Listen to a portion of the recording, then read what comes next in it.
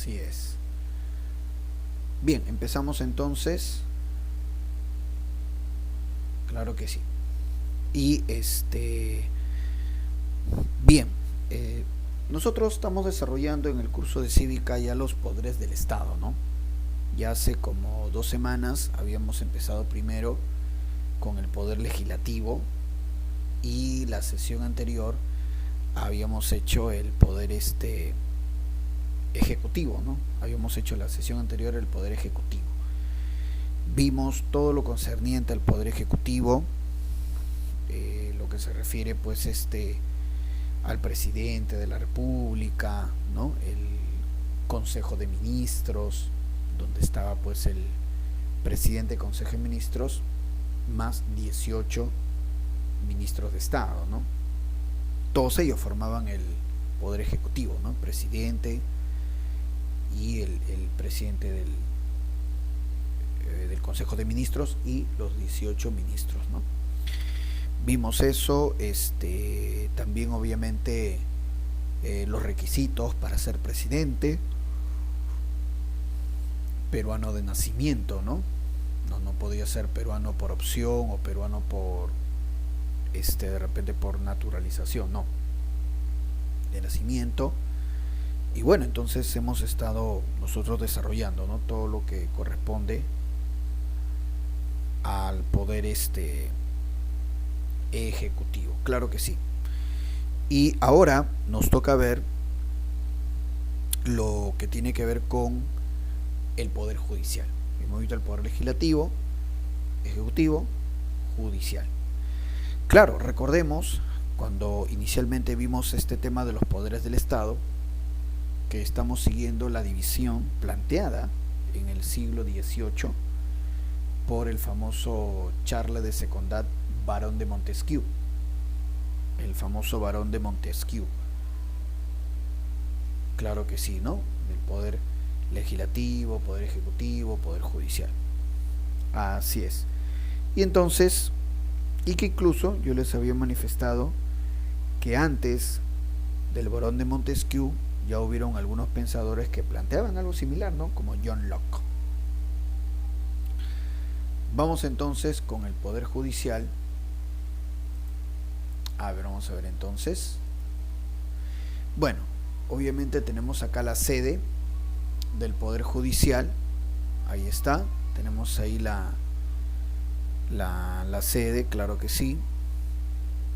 Muy bien, entonces, importante, ¿no? Importante. Claro que sí. Ya está. Muy bien. Y vamos a avanzar entonces con este punto, con este tema, ¿no? El poder judicial, el centro de Lima, ahí está el palacio, claro que sí. El poder judicial tiene la siguiente organigrama, ¿no? Presidente del poder judicial, que actualmente es una señora, Elvia Barrios Alvarado. Luego la Corte Suprema, muy bien, cuya sede es Lima, la capital. Las Cortes Superiores, que abarcan un distrito judicial, que generalmente el distrito judicial es generalmente un departamento o una región política.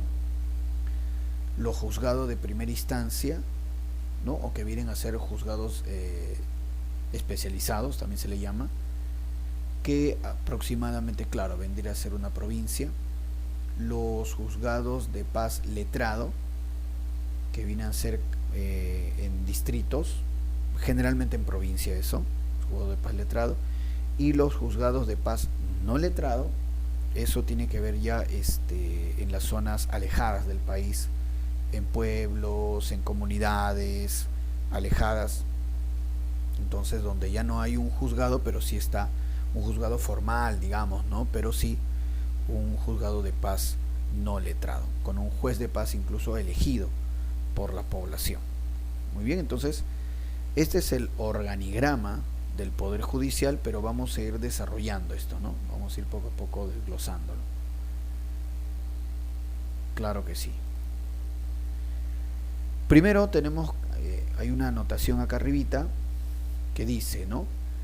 No confundir el Poder Judicial con el accionar de los fiscales. Es cierto, ¿no?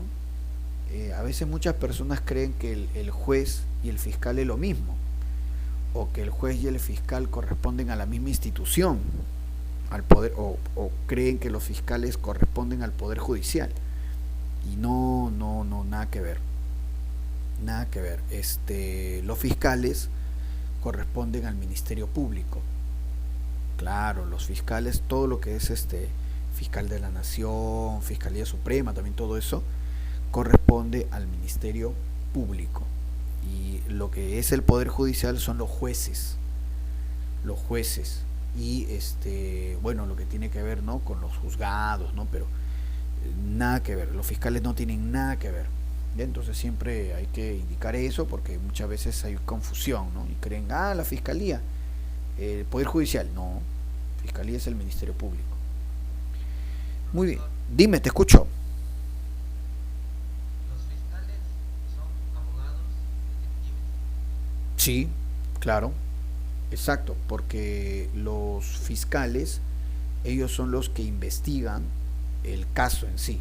O sea, por ejemplo, hay un asesinato, claro, obviamente viene la policía, ¿no? Ya está, pero el que recoge luego toda la información del policía son los fiscales, porque los fiscales son los que van a hacer la acusación. Ellos preparan todo en base al reporte de los policías. Los fiscales ya elaboran la acusación formal, y claro, la acusación la llevan ante el Poder Judicial, porque ahí se va a realizar el juicio, ahí va a ser llevado el acusado, ¿no? Pero es así, el fiscal entonces reconstruye lo que viene a ser el caso, ¿no? O sea, asesinato, qué sé yo. Es bastante apoyado por la policía. La policía de investigaciones o policía normal le da bastante información a los fiscales, sobre todo cuando es un delito así de asesinato, de este tipo de cosas.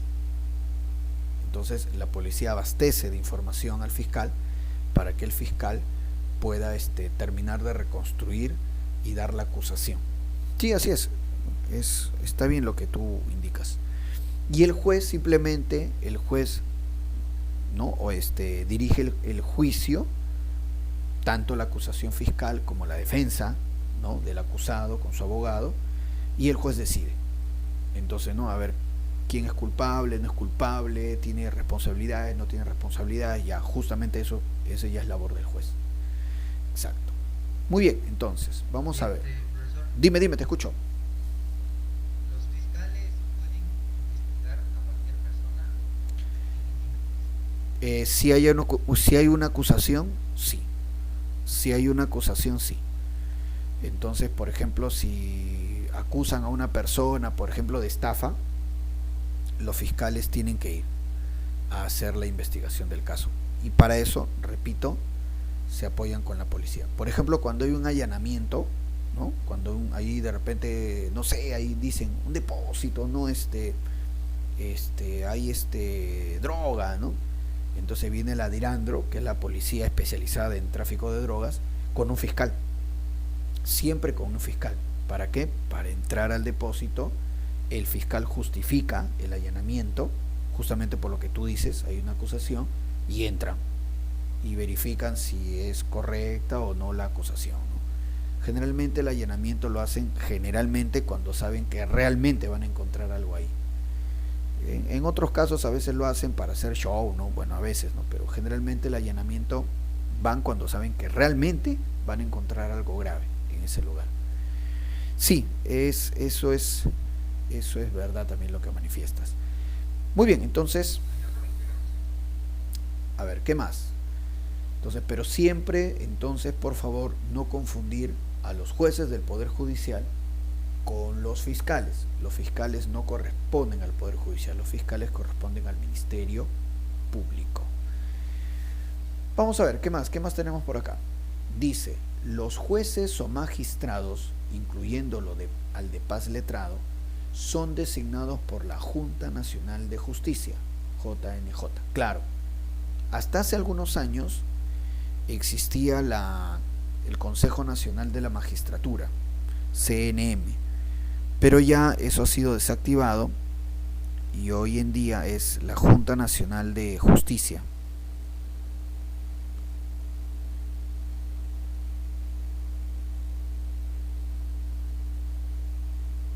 Claro que sí, entonces, por supuesto, ¿no? Entonces, claro, hay que entender eso. Entonces, todo lo que son los jueces, los magistrados, el encargado es esta Junta Nacional de Justicia. Profe, incluyendo los de paz letrados y los de paz no letrado, justamente vamos a ver, como dije hace un ratito, que los jueces de paz no letrados son nombrados, designados en provincias, en sitios alejados. Pero ahí vamos a ver ese aspecto. Son los únicos jueces que no son designados por la Junta Nacional de Justicia y son los únicos jueces, me refiero a los jueces de paz no letrados, que son elegidos por el pueblo, ¿no? Ahí vamos a ver entonces de qué se trata eso.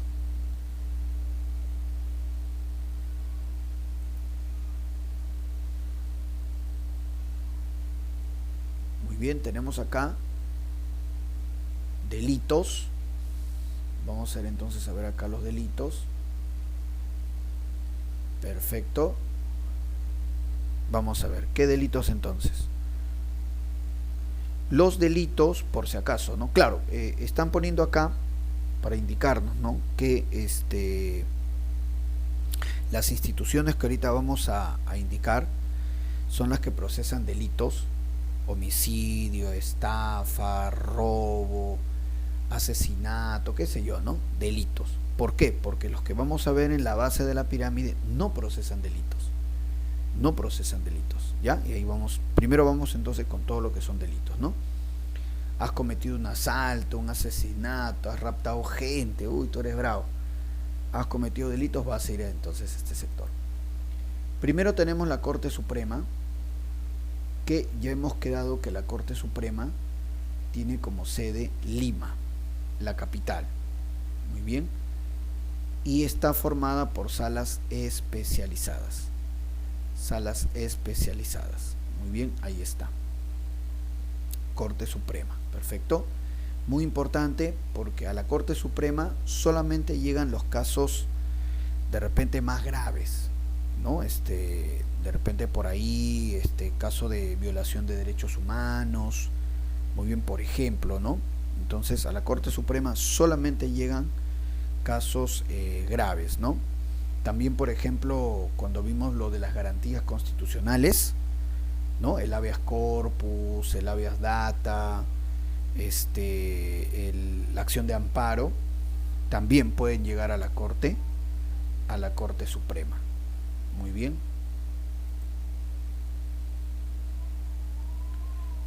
Vemos a continuación las Cortes Superiores.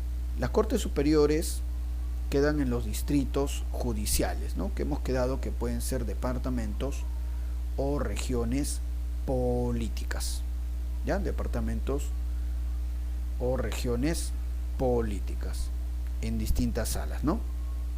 Claro que sí.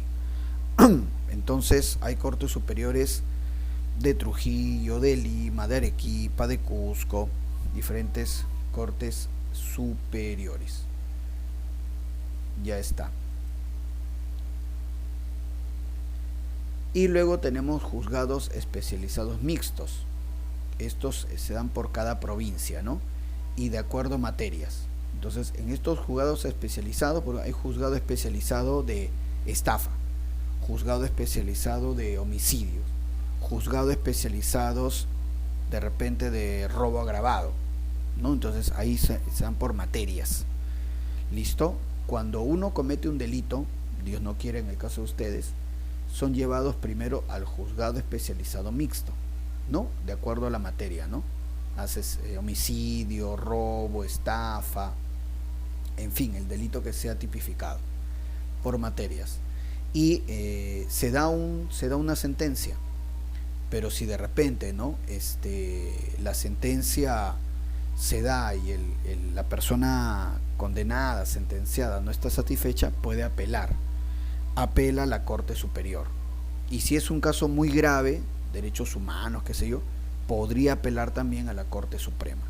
Si es una garantía constitucional, muy bien, habeas corpus, habeas data, acción de amparo también, ante el juzgado especializado. Si no está conforme con la sentencia, se apela a la Corte Superior y se apela a la Corte Suprema. E incluso, si tampoco está conforme la sentencia de la acción de amparo, habeas data o habeas corpus, se puede llevar al Tribunal Constitucional. Muy bien, de esa manera entonces. Muy bien, entonces ahí vemos y avanzamos. A ver, a continuación vamos, pero con lo que ya no son delitos, sino faltas. Vamos a ver acá. Faltas. ¿Qué son las faltas? O sea, de repente problemas como por ejemplo tenencia de los hijos en el caso de una pareja, deudas, alquileres no pagados. O sea, esos son consideradas faltas, no son delitos, ¿no? O sea, deber el pago de un alquiler no es un delito, ¿no? La tenencia de los hijos, ¿no? Ver eso tampoco es un delito, ¿no? Entonces, esas son consideradas faltas, ¿no? Y son vistas aquí. Vamos a ver entonces en el juez de paz letrado. Juez de paz letrado. Muy bien. Es más, recuerda que estas faltas inicialmente pueden ser vistas en un centro de conciliación. Recuerda cuando vimos la clase de resolución de conflictos, hablamos de los centros de conciliación. Justamente hablábamos de estos problemas, ¿no? Problemas de deudas, alquileres, tenencia de hijos, ¿no? Que son problemas que no son delitos, son vistos en un centro de conciliación, ¿no? Si en el centro de conciliación no se llega a un acuerdo, entonces se pasa al juez de paz letrado. Hay jueces de paz letrado por cada distrito, Muy bien, ahí está. Profesor, una consulta. Dime. Esas faltas mínimas dicen que cuando uno termina de completar su falta, pues, y termina de quedar, dicen que se le borra la falta. ¿Eso es verdad o queda como un antecedente? Lo que pasa es que siendo faltas, entonces no son, vuelvo a repetirte, no son delitos, pero sí queda, porque al momento que va a un centro de conciliación o ves al juez de paz letrado, se levanta un acta y en el acta se indica, ¿no? Por qué se ha ido a ese centro de conciliación, qué problema ha habido y qué se ha resuelto, ¿no? Entonces si se ha llegado a un arreglo ya definitivo o no, sí queda registrado, hay un acta. Lo ideal, dime, te escucho. Cometió su falta, pero ella me comentó de que terminó de firmar todo, porque era durante un año. También otro amigo también que durante 2 años tenía que firmar y supuestamente una cosa así, bueno, algo así me explicó, para que, pero dijo que no quedaba. Pero más o menos, ¿qué tipo de falta era? Creo que golpeó a su hermana. Ah, no, pero ese ya no es falta. Ese ya no es falta, eso ya es agresión que puede ser considerada delito. Todo lo que es agresión ya no es falta, ya es delito, porque es agresión, pues, ¿no? Agresión hacia otra persona. Claro que sí, entonces, claro que sí. Entonces, sí, ese sí no es falta. Ese sería ya casi un delito. Claro, el maltrato, la agresión a otra persona, eso por ejemplo no se puede ver en un centro de conciliación, no, tampoco ante un juez de paz letrado o no letrado, no, eso ya tiene que ir a un juzgado, ¿no? Si es que la persona hace una denuncia, la denuncia se procesa en un juzgado especializado, maltrato familiar, por ejemplo, ¿no? Claro, entonces lógico, ¿no? Se hace un juicio y bueno, sale una sentencia, ¿no? Y si es que el juez considera de que es una cosa leve, ¿no? Puede poner, claro, una sentencia también leve, ¿no? Una serie de trabajos, creo que ponen trabajos sociales, una cosa así, ¿no? Comunitarios. A mí me comentaron, claro, era trabajo comunitario. Trabajo comunitario, claro. Pero hay, o sea,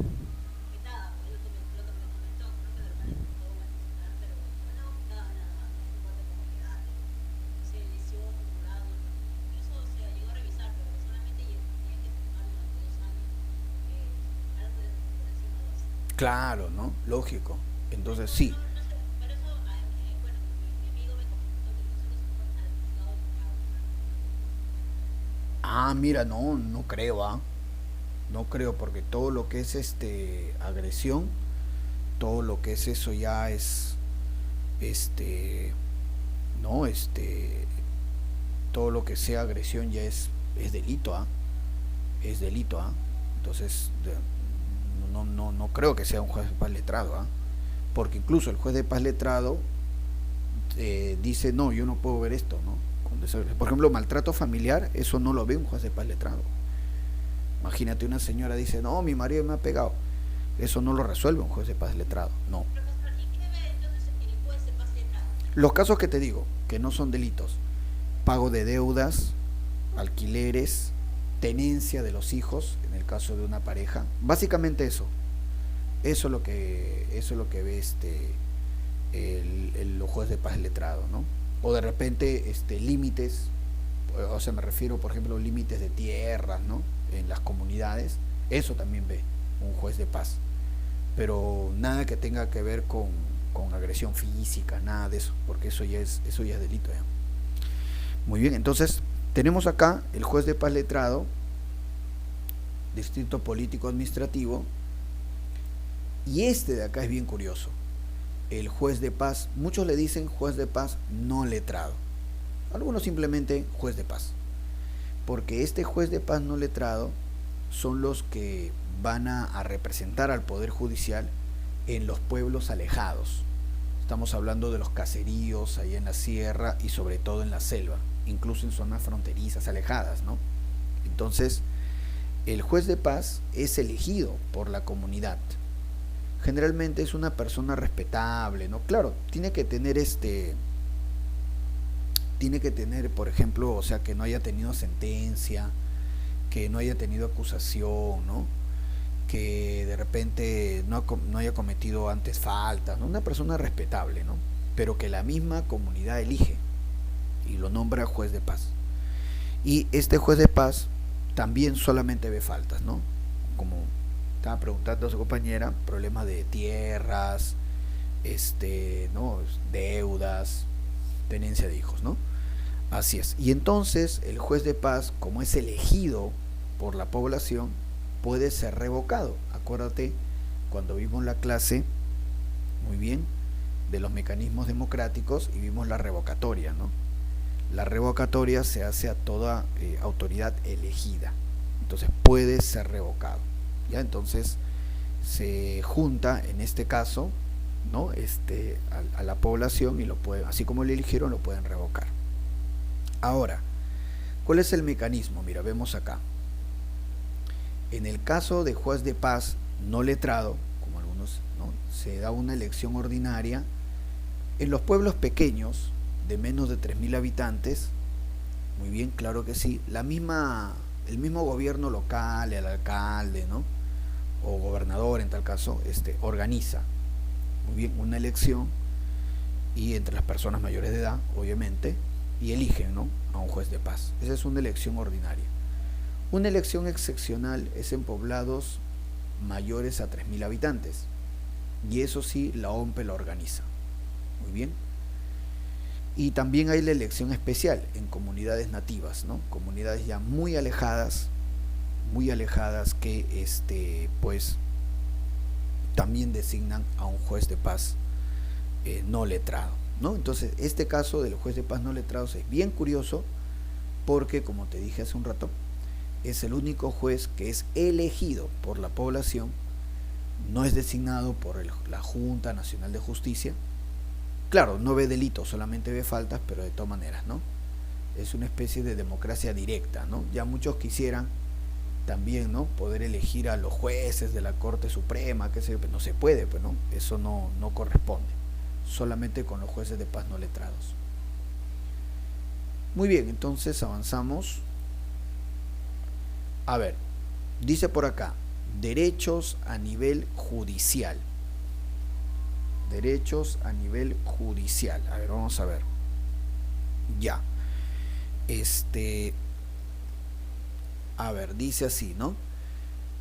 Estos derechos son muy importantes y lo vimos cuando analizamos la clase de los derechos humanos, porque forman parte de los derechos de la persona. Entonces, cuando tú vas al Poder Judicial, ¿qué derechos debes tener o deben ser tomados en cuenta, ¿no? Primero, el derecho a la inocencia. Nadie es culpable hasta demostrar lo contrario. Tú eres inocente. Muy bien. Tú eres inocente hasta que se demuestre lo contrario. Y mientras tú eres inocente, tienes todos tus derechos. Todos tus derechos. Recuerdo cuando vimos la clase esta de organizaciones políticas, ¿no? De los partidos políticos. Tú puedes ser candidato. Asistes con arresto domiciliario. No tienes condena. No tienes sentencia. Todo el mundo es inocente hasta demostrar lo contrario. Dime. Como, claro, no tiene sentencia. Y hasta ahora no tiene sentencia, creo, ¿no? Entonces, y así como ella, varios, ¿no? Varios en provincia también. ¿Cuánto tiempo se tarda para sentenciarlo? ¿No hay un tiempo, básicamente? Bueno, depende cómo se lleve a cabo depende a cabo cómo se lleve el juicio, ¿no? Depende a cabo cómo se lleve el juicio, y bueno, en verdad, ¿no? Depende de cada juez, pero el fiscal tiene que hacer la acusación, y en base a eso se tiene que plantear el juicio. Muy bien, claro que sí. ¿Ya? Entonces, así tiene que ser, y así tiene que plantearse, ¿no? Bueno, un ratito.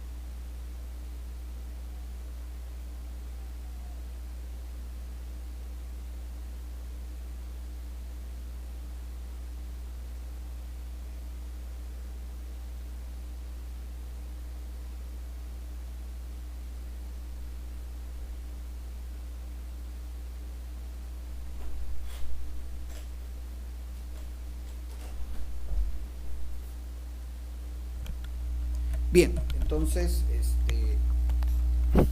ya está. Muy bien, entonces, la preguntita era, con respecto a los juicios, sí, en realidad los juicios pueden durar un montón, ¿no? Pueden durar un montón. Siempre hay una frase, ¿no? Que dice, ¿no? Más vale un mal arreglo que un buen juicio, ¿no? Más vale un mal arreglo que un buen juicio, porque los juicios suelen durar muchos, y en países como el Perú más todavía, ¿no? También está la frase, ¿no? Justicia que tarda no es justicia. Pero bueno, entonces así se da, ¿no? Y bueno, y en el caso de los políticos, a veces los juicios duran más todavía, porque de repente por ahí también hay el ánimo de un poco hacerle mala fama, más de la que tiene el político, ¿no? De repente también eso pasa puede que esté pasando con la señora Keiko Fujimori, porque ya tiene varios años ya en realidad debería tener siquiera una sentencia, ¿no? Porque tiene varias acusaciones, pero no, entonces parece que el fiscal no está haciendo bien su papel, ¿no? Bien, entonces, pero de todas maneras, entonces, el primer punto, ¿no? Todo el mismo...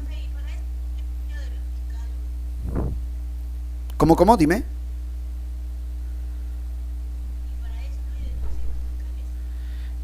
No, para eso no hay denuncia en los fiscales. Hay un punto que se llama exceso de carcelería. Hay un punto que se llama exceso de carcelería y que el juez lo puede dictaminar. O sea, cuando el juez cree que se está alargando demasiado el proceso y la acusación del fiscal no termina o no es lo suficientemente fuerte, digamos, el juez puede determinar, ¿no? Liberar al reo. Eso ya depende del juez también, ¿no? Y pero vuelvo a repetirte, a veces con los políticos es distinto porque a veces se le busca alargar los juicios, o a veces también se le hace un juicio bien rápido, ¿no? O sea, depende a veces un poco la manipulación en el caso de los políticos, a favor de ellos o en contra, ¿no? También se da eso. Sí, pero si el juez considera que ya está mucho tiempo el acusado y no hay el fiscal no hace una denuncia seria, lo puede dejar en libertad, ¿no? Entonces, el primer punto, muy bien, no es todo el mundo es inocente hasta probar lo contrario. El debido proceso. ¿Qué significa el debido proceso? Por ejemplo, que se le respete al acusado, ¿no? Tener un abogado. El acusado tiene que ser comunicado de cada momento del proceso judicial. Claro que sí. Entonces, de esa manera, ¿no? Tiene que cumplirse con el debido proceso. Ya está. Sobre todo la notificación. Por ejemplo, no puede iniciarse un juicio si es que no se le ha notificado a la persona en su domicilio que está siendo acusado. Sí, a veces se dan juicios y si el acusado prueba que no le han avisado, que no han ido a su domicilio a avisarle al iniciar el juicio, todo el juicio queda invalidado. Es lo que dicen ellos, vuelve a foja cero. Vuelve a foja cero. Si todo el proceso queda invalidado, tiene que cumplirse estrictamente la notificación del reo, permitirle comunicarse, permitirle tener un abogado, todo eso. Muy bien, si no, se puede invalidar el juicio y vuelve a reiniciar el juicio, ¿no? Vuelve a foja cero, como se dice. Luego está la gratuidad. Sí, todo el mundo debe tener un abogado. Y el Estado te pone un abogado de oficio, si es que lo necesitas. Muy bien, todo el mundo tiene que tener un abogado. Y es más, en algunos casos, si es que de repente tú acusas a alguien y esa persona no tiene para contratar un abogado y el Estado, por X motivo, no hay abogado para designarlo, el acusado debe ponerle el abogado, ¿no? La persona debe ponerle, imagínate, estás denunciando a un ladrón y tienes que ponerle el abogado al ladrón para que pueda iniciarse el juicio, ¿no? Y supuestamente condenarlo, ese tipo. Entonces, en algunos casos ocurre así. Entonces, todo el mundo debe tener un abogado, el Estado se supone que debe garantizar, ¿no? Entonces, esa gratuidad, como dice acá. Información, sí. Esta información otra vez también queda en que cada paso del juicio debe ser notificado. Vacíos legales. Vacíos legales. Así haya vacíos legales, tiene que darse un juicio. Por ejemplo, ¿no? Por ejemplo, ahora está muy de moda, lastimosamente, que a través de internet estafen a las personas, engañan a las personas por internet. Muy bien. Eso, por ejemplo, todavía no está del todo tipificado. ¿Cuáles son los delitos que se pueden cometer, ¿no? Estafa, me refiero, engaños por redes sociales o por correo electrónico, ¿no? Por WhatsApp, Instagram, esas cosas. Todavía no está tipificado eso. Entonces imagínate que por internet, ¿no? Te engañan, te sacan un dinero, ¿no? O te roban, qué sé yo. Entonces hay un vacío legal, ¿no? Porque todavía los códigos procesales y penales del país aún no han establecido, ¿no? Cómo debe digamos, tipificarse ese delito, cuáles son las penas, el procedimiento todavía no hay. Pero así no haya, o sea, así haya, en pocas palabras, un vacío legal, igual tiene que darse un juicio. Igual la persona que hace la denuncia tiene derecho a que se haga un juicio. aunque no esté tipificado todavía el delito, pero que se haga una pesquisa, que quede un antecedente de lo que está pasando. Ya, entonces, así haya vacíos legales, igual el juicio tiene que hacerse. Publicidad. Muchos de los juicios, muchos de los casos tienen que ser publicados. Publicados. Por ejemplo, las personas que se casan, ¿no? Hablo de un matrimonio legal, ¿no? Un matrimonio civil. Entonces, cuando tú te casas, ¿no? Si alguna vez, ¿no? quieres casarte, entonces tienes que publicar que te vas a casar en un periódico. Sí, tienes que publicarlo, por ley. Se entiende, profe, ¿y por qué? Que la gente se entere. Sí, porque de repente hay alguien que se opone, hay alguien, por ejemplo, que sabe que de repente tú ya estás casado con otra persona, caso de bigamia. Entonces sí, tiene que ser publicado. Tiene que ser publicado, entonces, de esa manera, ¿no? Publicidad. Entonces, en muchos casos tiene que publicarse en un periódico y entonces para que pueda continuarse el proceso. Críticas y apelaciones, sí, claro que sí, críticas y apelaciones, por supuesto, así es. O sea, se pueden dar, ¿no? Las apelaciones, lo que te dije, ¿no? O sea, tú llevas tu juicio a un juzgado especializado, no estás contento con la sentencia, apelas, Corte Superior, no estás contento con la sentencia, apelas, Corte Suprema, y si son garantías constitucionales puedes apelar hasta el Tribunal Constitucional, la ley te lo permite, ¿no? Entonces, críticas y apelaciones. Luego dice por acá, indubio pro reo. Profe, ¿qué es eso? El indubio pro reo significa que la duda favorece al reo. La duda favorece al reo. Muy bien, claro que sí. La duda favorece al reo. Perfecto, entonces así es. Ya está. En el proceso, durante el juicio, si hay alguna duda con respecto a la ley, esa duda debe favorecer al reo. Por ejemplo, ¿no? De repente el juez no está del todo, de repente, convencido, ¿no? Qué sentencia darle al reo. Puede darle entre 15 a, qué sé yo, entre 15 a 7 años de cárcel. Pero entonces el juez, como ve que de repente, ¿no? el delito, qué sé yo, ¿no? que ha cometido el reo, no está convencido, ¿no? de la responsabilidad del reo, entonces allá hay una duda, la duda favorece al reo, no lo condena a 15, lo condena a 7 años. Muy bien, para eso es lo que es indubio pro reo. Todo lo que sea dudas en el proceso siempre debe favorecer al acusado. Por eso indubio pro reo, ¿no? La duda favorece al reo. Y tenemos acá a la presidenta del Poder Judicial, la señora Elvia Barrios Alvarado. Ahí está, Elvia Barrios Alvarado. Perfecto. Así es. Ella es la presidenta de la Corte Suprema y a la vez presidenta del Poder Judicial. Muy bien. Ahí está entonces, ¿no? Ahorita tiene algunos problemas porque su hermana ha estado trabajando en el gobierno y la han acusado, ¿no? Y bueno, vamos a ir viendo acá que tenemos, muy bien, la Academia de la Magistratura.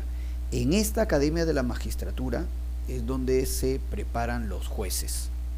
Muy bien, ahí está. Dice, la Academia de la Magistratura, que forma parte del Poder Judicial, se encarga de la formación y capacitación de los jueces y fiscales en todos sus niveles, para los efectos, muy bien, de su elección. Ahí está. Es requisito para el ascenso la aprobación de los estudios especiales que requiera dicha academia. Sí, entonces en esta Academia de la Magistratura ahí se preparan, ¿no? los jueces y los fiscales. Pero otra vez, no caigamos en el error. Profe, jueces y fiscales, entonces ¿Están en el mismo grupo? No. Jueces en el Poder Judicial, fiscales en el Ministerio Público. Y acá abajito tengo la Oficina de Control de la Magistratura, OCMA. Ahí está, Oficina de Control de la Magistratura, OCMA.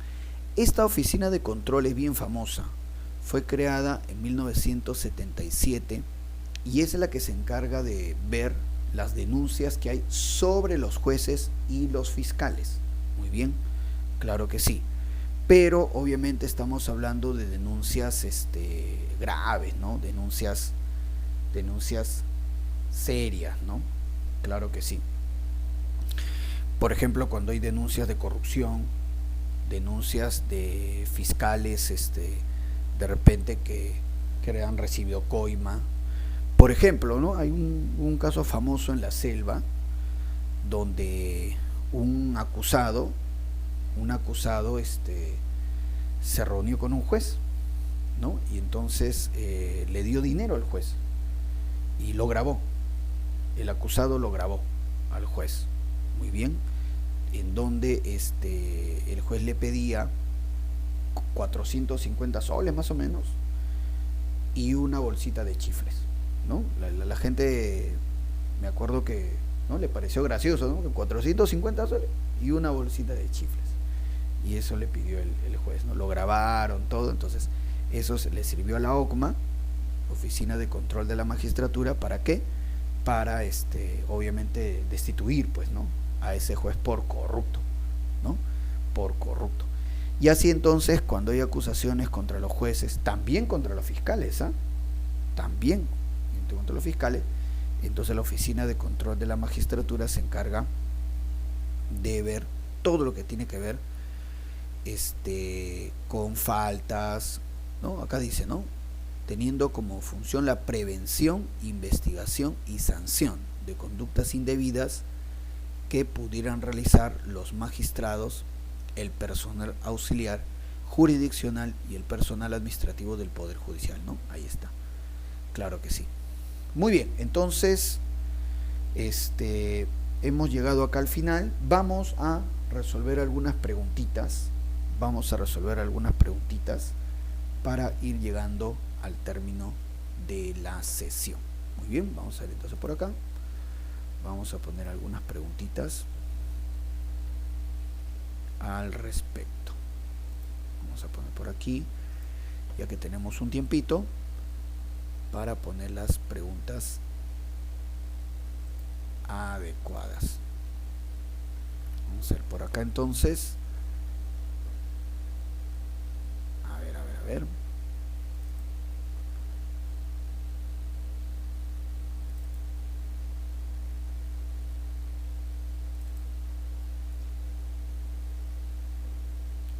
Vamos a ver acá.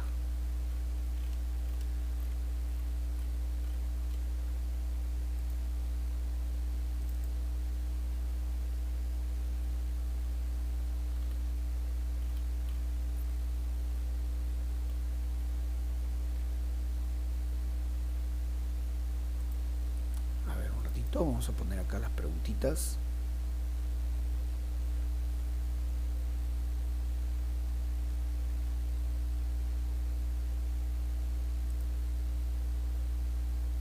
Ahí está.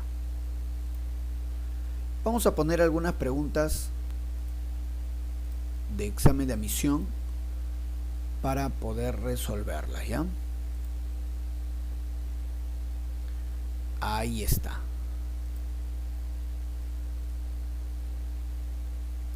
¿Se está viendo las preguntitas, chicos? ¿Se está viendo las preguntitas? Muy bien, vamos a ver entonces, ¿ya? Vamos a ver entonces. Mira, dice la primera preguntita, mira, dice: las creencias, el arte, la moral, la ciencia, la tecnología, la tradición, el lenguaje, ¿ya? Y vamos a ver, mira, cómo se formulan estas preguntas de examen de admisión, para poder responderlas. Entonces, repito: las creencias, el arte, la moral, la ciencia, la tecnología, la tradición, el lenguaje, la religión, el derecho, los símbolos, las costumbres, las relaciones familiares, las vinculaciones entre el individuo y la sociedad, los regímenes matrimoniales, el concepto de autoridad, las jerarquías sociales, la igualdad, son los elementos que, entre otros muchos, constituyen un producto social denominado. ¿Qué podemos responder en esta pregunta de acá, en esta pregunta 60? A ver.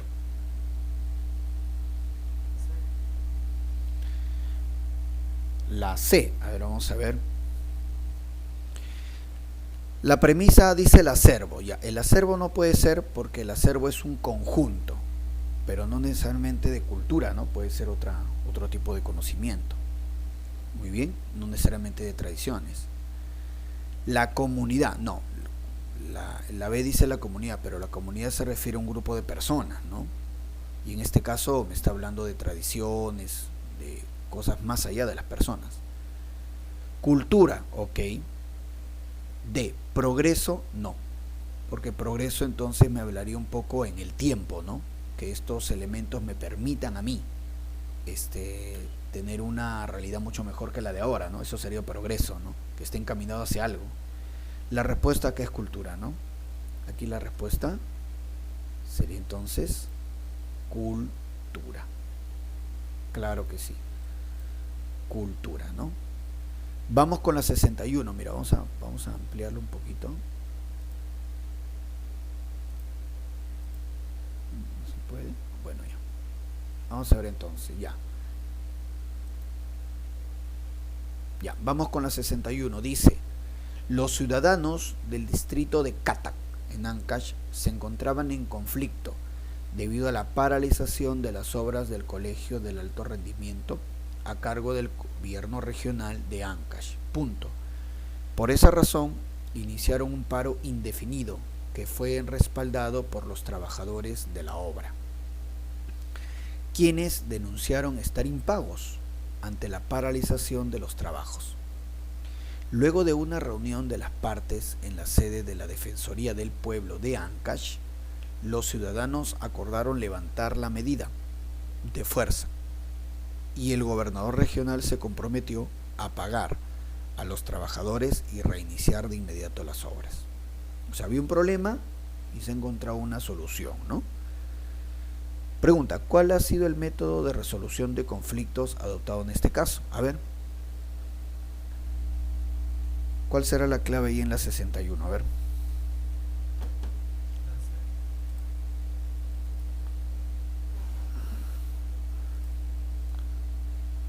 A ver, vamos a ver.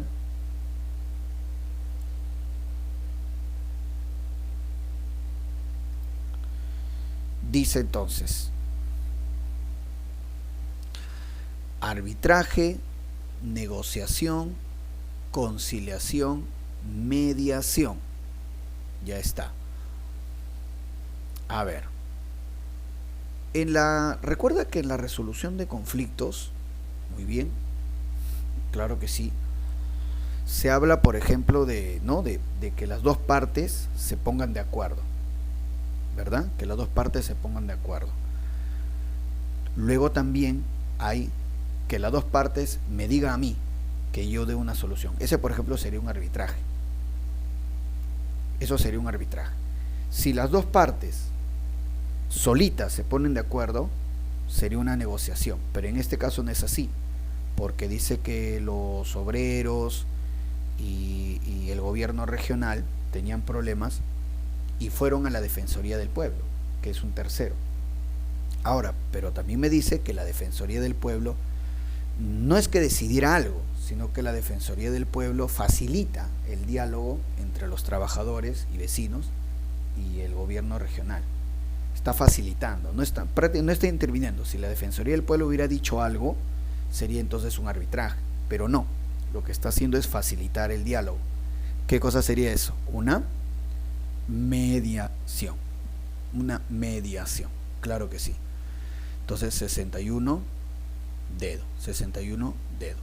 Claro, profe, ¿por qué no puede ser conciliación? Porque la Defensoría del Pueblo no es un centro de conciliación.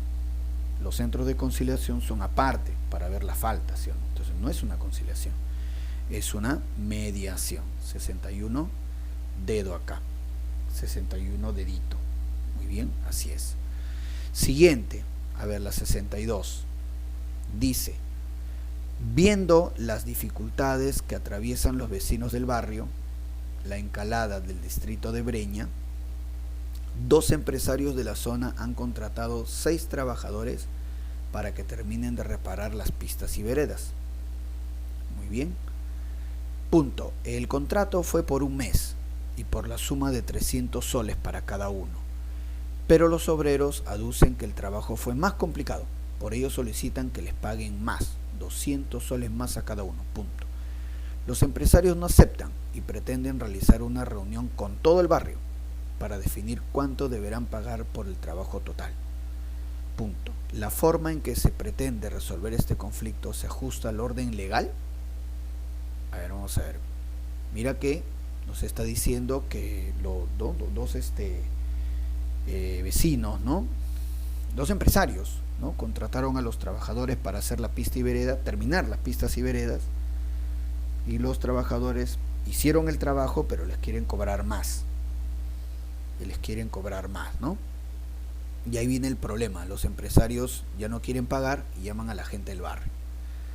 Dice, este conflicto, la forma en que se pretende resolver este conflicto se ajusta al orden legal. Vamos a ver. Premisa A, sí, pues estaría acudiendo a un mecanismo democrático. B, no, en vista que se deberían acudir a la vía arbitraria y judicial.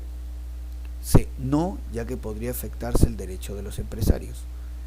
Sí, dado que los trabajadores tendrían derecho a un pago justo. Muy bien. ¿Cuál sería acá entonces? ¿Cuál sería acá? La respuesta. Muy bien. Ahora, obviamente, aquí la respuesta, ¿cuál será? A ver.